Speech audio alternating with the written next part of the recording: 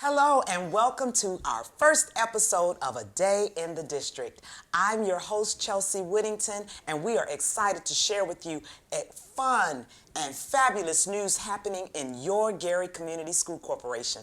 I am so pleased to welcome our guest. She is the manager of the Gary Community School Corporation, Dr. Paige McNulty. Hi, Dr. Paige. Hello, thanks for having me. I am so glad that you were able to come on the show. It makes perfect sense for us to kick everything off with our manager who has been at the helm for, has it been a year yet? It has been a year. It has been a year. Yeah. So let's start. And what an exciting year. Yes, and I've been right there for the ride Yeah. with you. I want to start at the beginning because you came aboard under the federal programs. Right. And then transitioned as our manager. And at the time, it was emergency That's right, manager. yeah. Can you tell me and talk to our audience about how we eliminated the emergency? Right. So, as you said, I came on from working with the State Department, overseeing the federal projects. And as I was here, decided to take the position as emergency manager.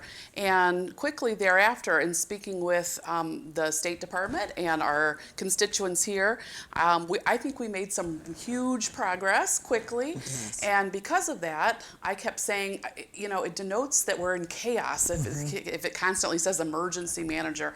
And I don't think we're in chaos anymore. I think we've come a long way. We know we still have work to do, but we've come a long way. And so we talked a lot about getting rid of that emergency status so that we could show and feel that we are moving forward, because we are. And so we all agreed that we were going to get rid of that term emergency manager so that we can show we're moving towards a traditional superintendent's role. And I truly believe that the community has rallied behind the district, stakeholders from every facet to say, okay, we see you and we see the path forward that you are on. And again, you came on board and then a pandemic struck. Right. Dr. Paige, what went through your mind? Because you really rallied us, our team, to say, we have to make this pivot. What was going through your mind and how did you just... Well, for me, it was deja vu, because when I took the superintendency in East Chicago, 3 days later, we were hit with the lead crisis. I remember. And so I had to close a school down a week later. And different scenario, but similar chaos. And so it was kind of reminiscent of that. And so we quickly rallied the team because, you know, we're only as good as our team. And our cabinet here is fabulous, our administrative team. And so we all talked about what we needed to do, talked with the community, talked with our parents, and we made some decisions that I feel were in best interest of our students and staff moving forward. Yes, and speaking of best interest, I think one of the measures that the district took and was out in front was around the technology, the Chromebooks. Talk a Right. little bit about that process. Right, so it was already in the plans for us at some point to get the one-on-one Chromebooks and the hotspots, and this just accelerated it greatly. So I ended up talking to the CEO of T-Mobile.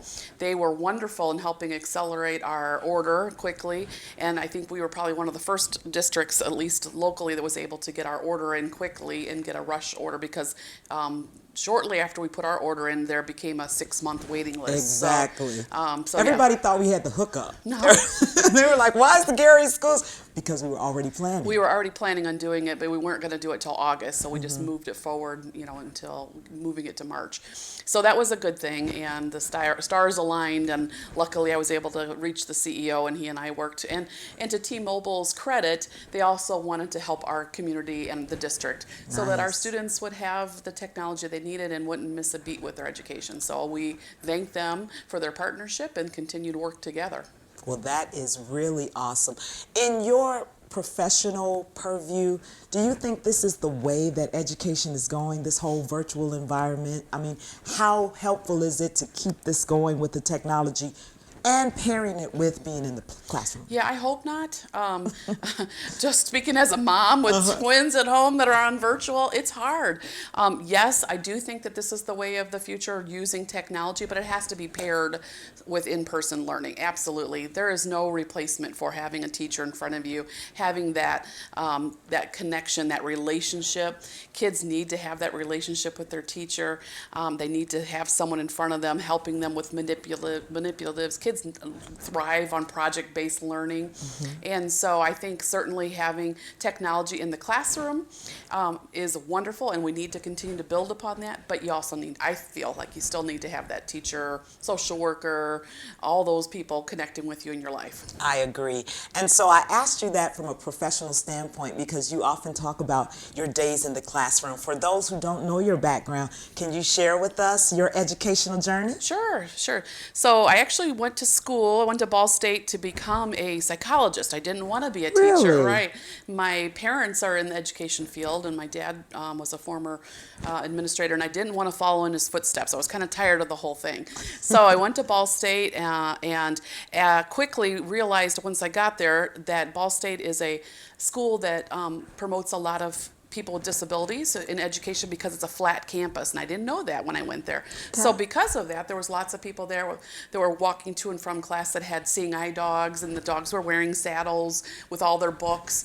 And I started finding myself going, oh, those poor dogs carrying all those books, and I would start taking the books, and I'd start walking with these people to class, and I would start taking their notes, and I loved it. And my professor finally said to me, you're in the wrong field. You need to go into special education. Oh, wow. And he was right. And so I switched my major, and I became a special education teacher, which was the best thing that ever happened to me. And I was a teacher for many years at the high school level at Boone Grove High School, and I taught there and coached basketball and volleyball. That is awesome. We are here today with Dr. Paige McNulty, manager of the Gary Community School Corporation. We're talking all things Gary schools, and we are on the path to excellence. We'll be right back. Stay with us.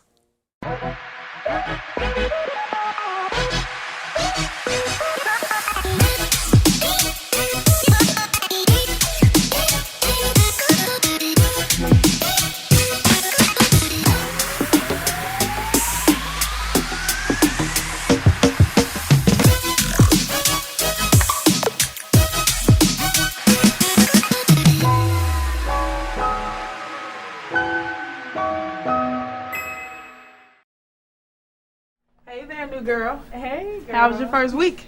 It was okay. Could have been better, though. Yeah, it'll get better. Get my coat on and then we can go, okay? What? What are you doing that for? It's 72 degrees and it's sunny outside. The weather's not the problem. It's those clowns downstairs smoking cigarettes I'm getting ready for. Oh, please. Look at us. We're going to lunch on a sunny day, and we look hot. I would be insulted if we didn't get a few whistles. Well, first of all, you are going to be insulted because I know I'm hot. And secondly, that really wasn't what I was talking about. It's that secondhand smoke. I mean, we can't even come to work without getting sick from that stuff. Do you know that the EPA just classified it as a group A carcinogen? Something that causes cancer in humans? Okay, come on. Don't you think you're overreacting a little bit? You sound like one of those anti-smoking commercials. All right, I'll give you the benefit of the doubt because you're the new girl, and you just may not understand how serious this stuff is. You know that secondhand smoke has benzene, arsenic, ammonia, hydrogen chloride, and hundreds of other toxic chemicals. Girl, them carcinogens ain't no joke, and them clowns do not be playing around doing cigarette breaks. Okay, whatever. I got it. But you're still being a little too uptight, though. Well, stay close to me, keep your head lowered, and I guarantee you're gonna thank me later.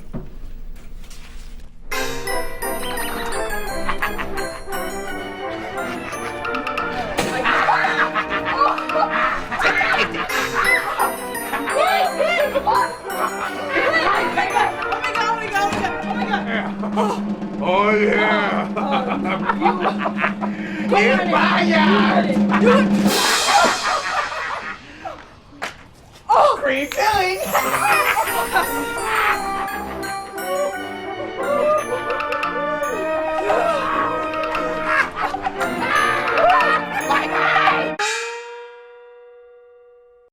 Welcome back to A Day in the District. I'm your host, Chelsea Whittington, here chatting with our manager of the Gary Community School Corporation, Dr. Paige McNulty. Before we went to break, we were talking about your educational journey.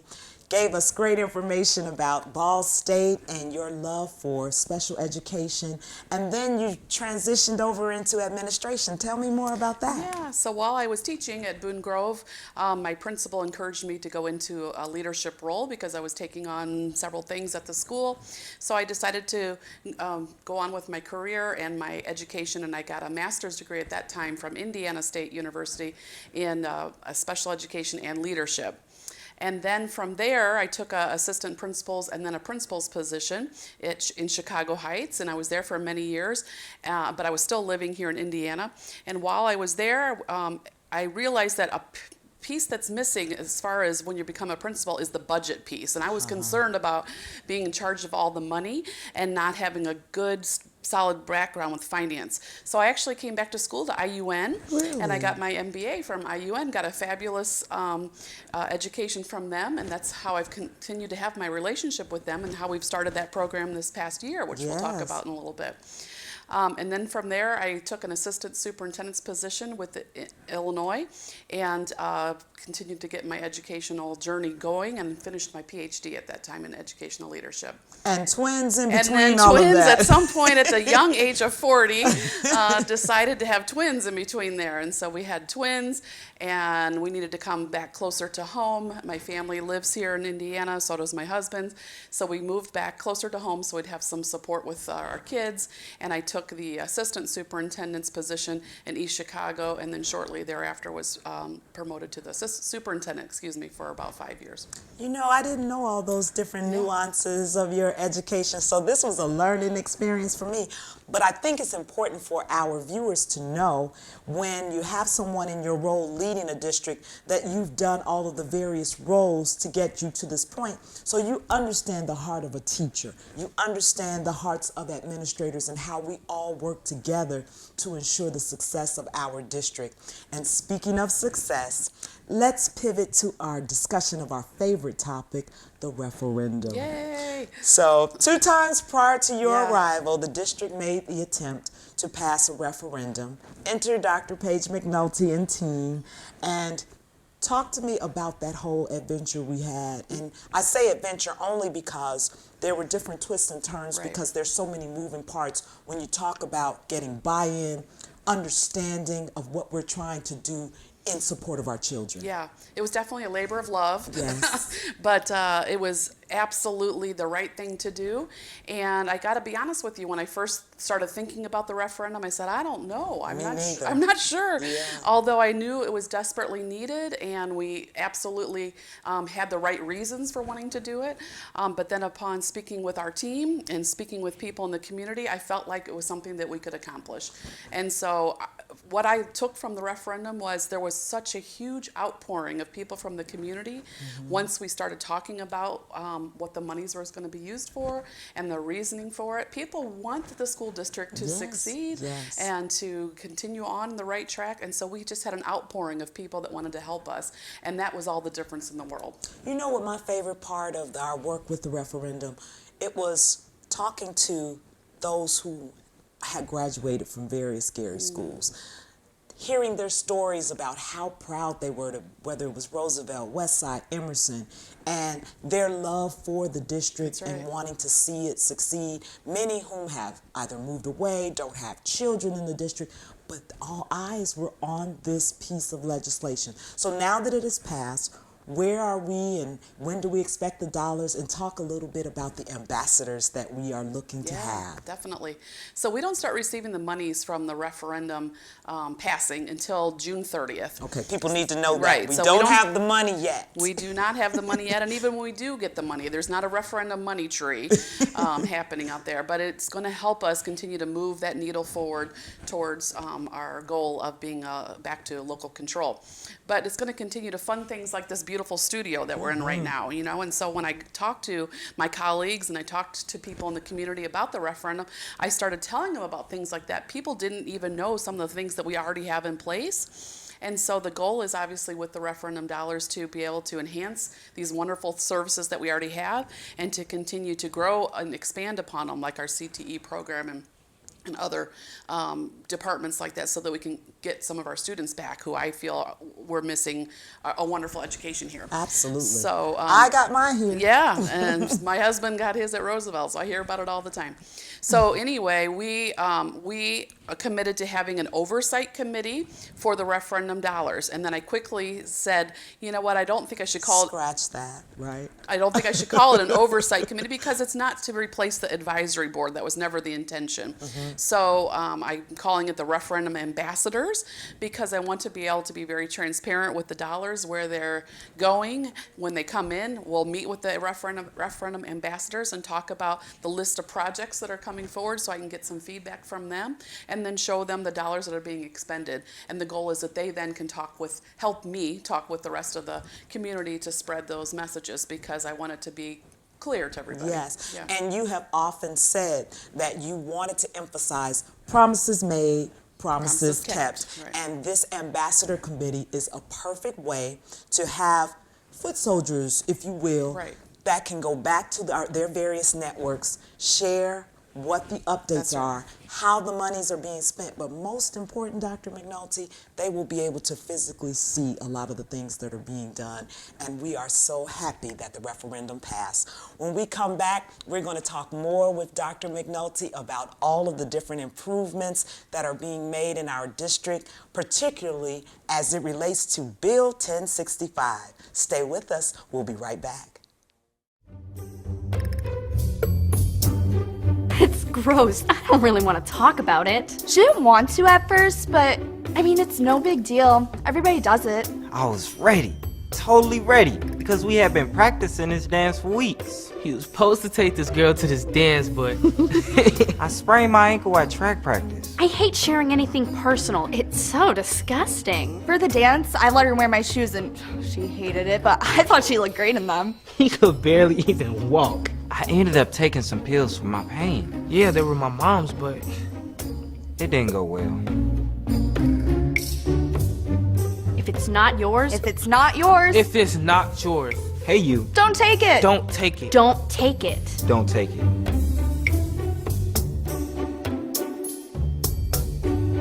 You won't believe what happened next.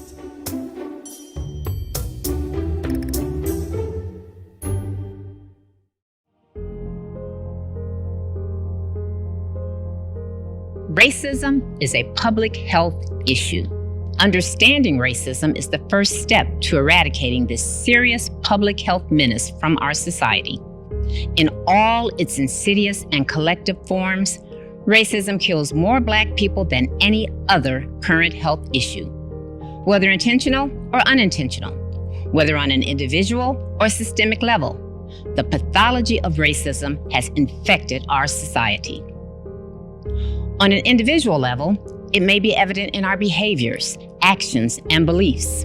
Institutionally, it is evident in the commonly accepted policies and practices that serve to marginalize whole populations of people, such as discriminatory housing and unfair lending practices, poorly funded schools, or disparate healthcare access. Why is racism considered a public health issue? The CDC defines the social determinants of health as the conditions in which people are born, grow, live, work, and age. These conditions are shaped by the distribution of money, power, and resources. Health equity is achieved when every person has the opportunity to attain full health potential, and no one is disadvantaged from achieving this potential because of social position or other socially determined circumstances. Racism is a physical, mental, and social health affliction. It leads to chronic stress, anxiety, and depression, especially among Black people. These conditions often cause hypertension, heart disease, and other illnesses that, if left untreated, can lead to untimely death. Do your part to end racism and health disparities. Engage policymakers and key stakeholders at all levels. Encourage them to understand the needs across vulnerable populations and to align and position programs to address community needs. Be the change that you want to see. It's up to all of us to secure a happier, healthier, more just future for all people.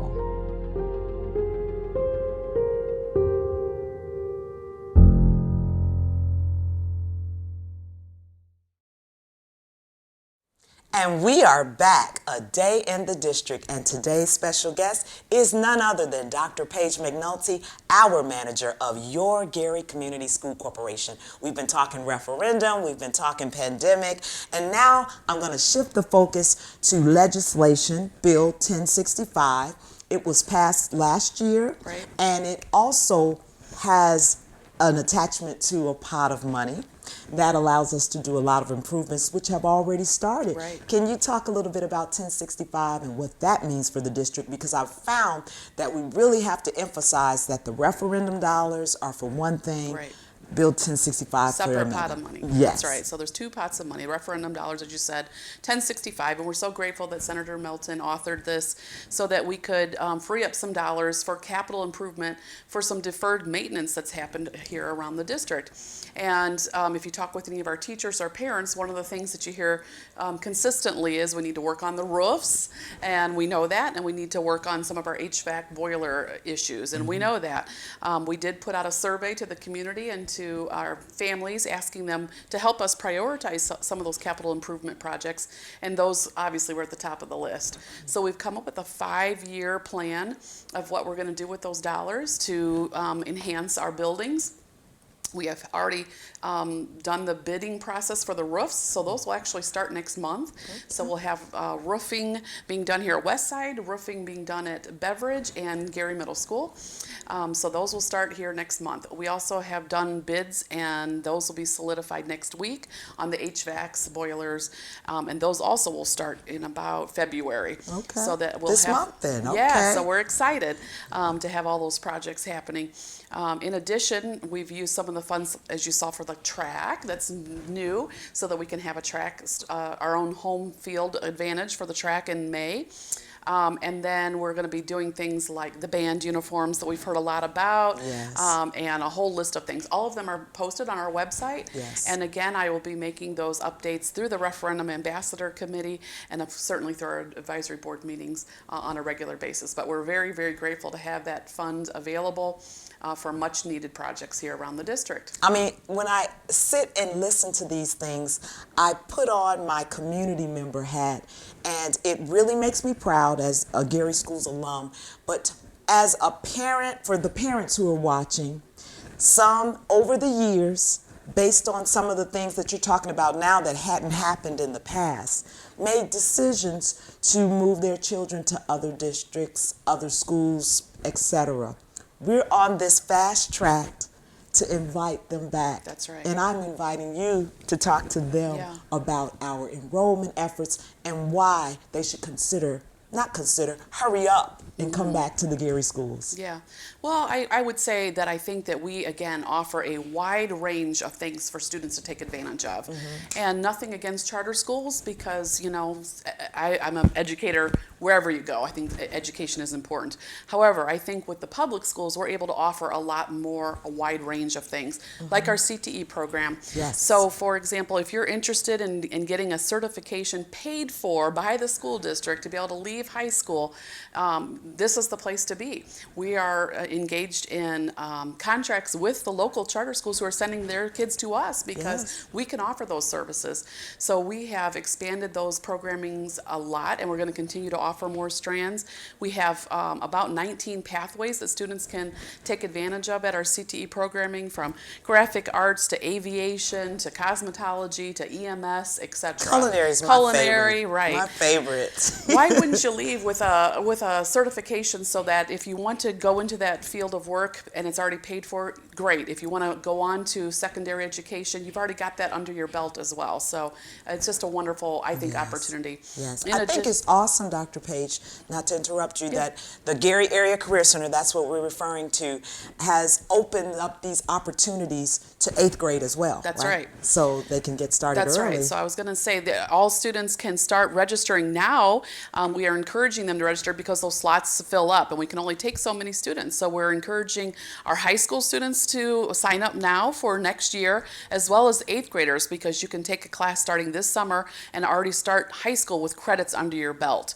And again, that's a free service to you, and the bus will pick you up in the summer. Why not take advantage of that? But all of our schools are enrolling students now for the next school year, and so we encourage everyone to look on our website for how to get that done. We're excited about that. I am definitely excited about that. We're almost getting ready to wrap up, but 2 quick things. definitely want you to mention the program partnership with Indiana University for our teachers, how they're getting their certifications, and then we're going to wrap it up with what's happening in the summer for the district. So we have partnered with IUN University, and we are paying for teachers and now paraprofessionals, we've expanded it, who are interested in becoming a teacher. We'll pay for your teacher certification while you work for us in the classroom, and then you'll get your teacher certification. It's usually about 18 months long, the programming, which happens in the evening or on Saturdays virtually. After that 18 months, you've signed a commitment to stay on with us for 3 years and teach, but it's a paid license that we're getting for you, paid teaching license. Amazing. Right. And more information is available on our website, garyschools.org. And last but not least... So I just want to clarify, we pay for your tuition and your books. Okay. So it's, you know... It's a win-win. It's a no-brainer. It's a free degree. And then last but not least, K through 12 STEM, Dr. Paige. Yeah, so we're starting a brand new strand this summer. We're offering STEM camp for kids at the elementary, middle school, and high school level. So we're going to be doing coding for girls. We're going to be doing gaming classes, YouTubing, all those types of things, so that students can start learning how to use technology in the world that we live in. We're also starting a broadcasting class, which will kick off this summer and continue on next fall, so that our students can learn how to do these types of wonderful skills. Amazing. You know, Dr. Paige, plain and simple, I'm just going to have you back. As you can see, there are a lot of great things going on in the Gary Community School Corporation. We'll stop here and invite you to visit our website for more information, garyschools.org. Dr. Paige, thank you so much for being It's my my guest. honor to serve the students here, very much so. And I have been your host, Chelsea Whittington, A Day in the District. We'll see you next time.